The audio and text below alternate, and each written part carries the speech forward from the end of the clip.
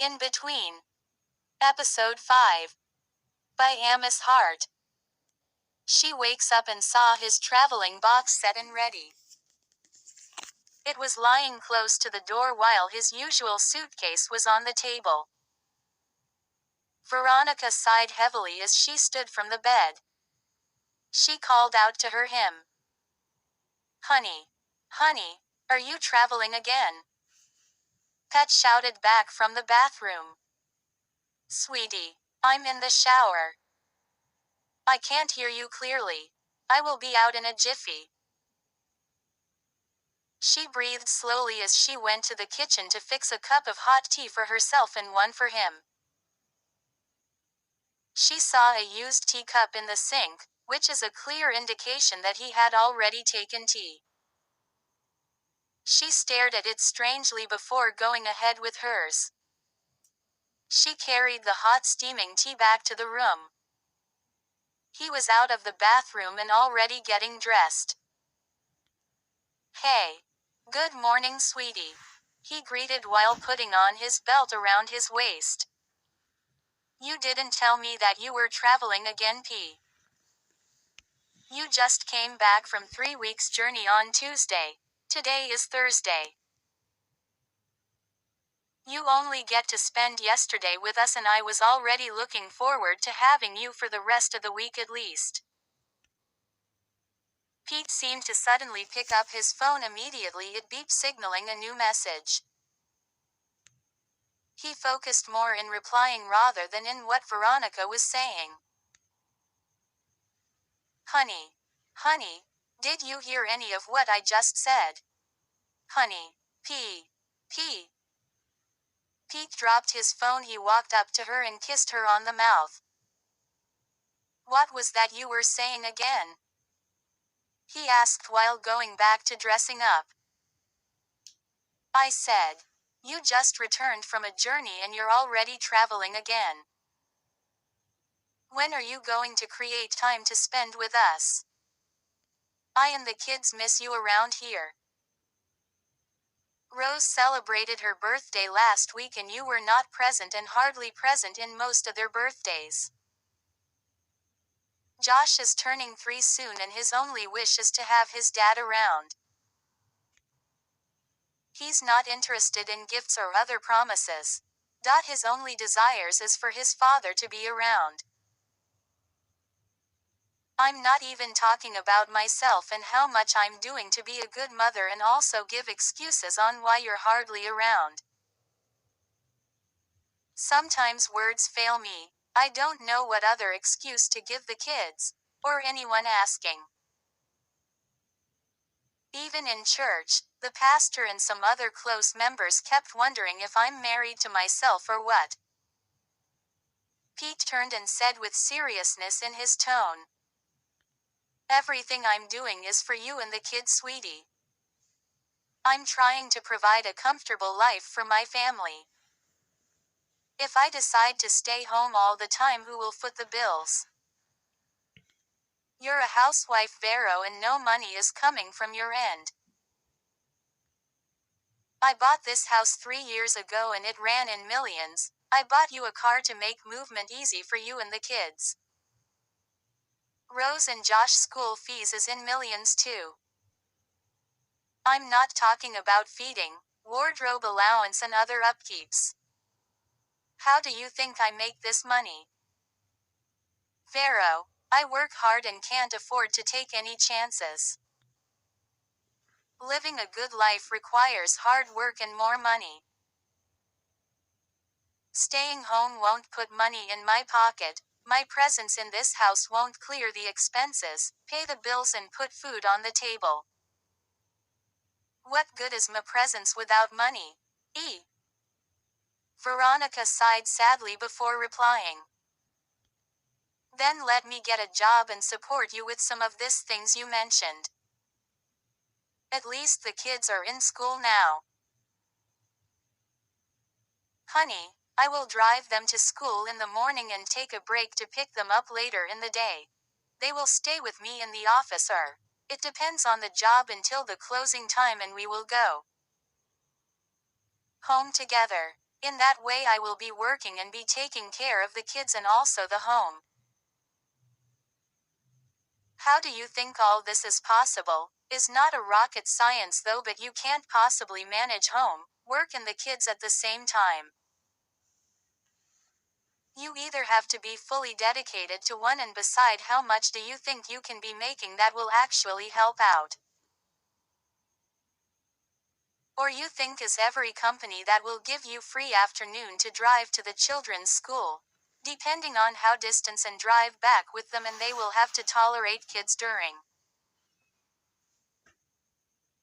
working hours. Veronica, is easier said than done. Most of the women into this kind of busy lifestyle either got a nanny or leave their kids in school until the closing time, and I, Pete Johnson, do not want such. You will continue taking care of the kids. I'm not complaining of the financial burden, but the only thing I need is understanding. Not complaints or nag. He later picked up his traveling bag that early morning after kissing his wife goodbye. So, when will you be back? Veronica asked as she helped him with his suitcase. I can't tell when exactly. You already know that sometimes I don't always return at the exact time I say, but maybe early next month I will be back. I will try and be around for Josh's birthday this time. All right. I transferred some money for the light bill and other unplanned expenses. Kiss the kids for me when they wakes up. Veronica hugged him tight and Pete responded well. He went into his car and drove off that early morning. Veronica later got the children ready for school and drove them off. That weekend Jane visited her with her daughter, who was just a year old. Quote, Pete's is caring and all, but sometimes I need him around. I'm not disputing the fact that he needs to make money, but Jane, everything isn't about money. The kids misses him and I also do. They woke up the day he traveled, rushed down to say good morning to him with all smiles on their faces, only to be told that he had traveled. I saw the disappointment on their faces and really felt for them. I know we supposed to get used to the kind of person he is and the demand his company placed on his shoulder because he's part of the managerial team, is sometimes hard. But I'm trying my best to continue running the home alone in his absence. The money is actually a big deal.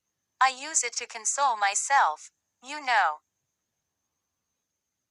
Jane laughed as she took another bite from her just delivered shawarma that Veronica ordered for her at her request. Get used to the fact that your husband acts like a ghost. He is hardly seen, but that doesn't make him unavailable. Girl, chop the money, enjoy the wealth of your husband and stop whining. You should be thankful that he provides everything for you and the kids. Many of us are not that lucky. You have really been an angel in helping me financially. I really don't know how I would have done it.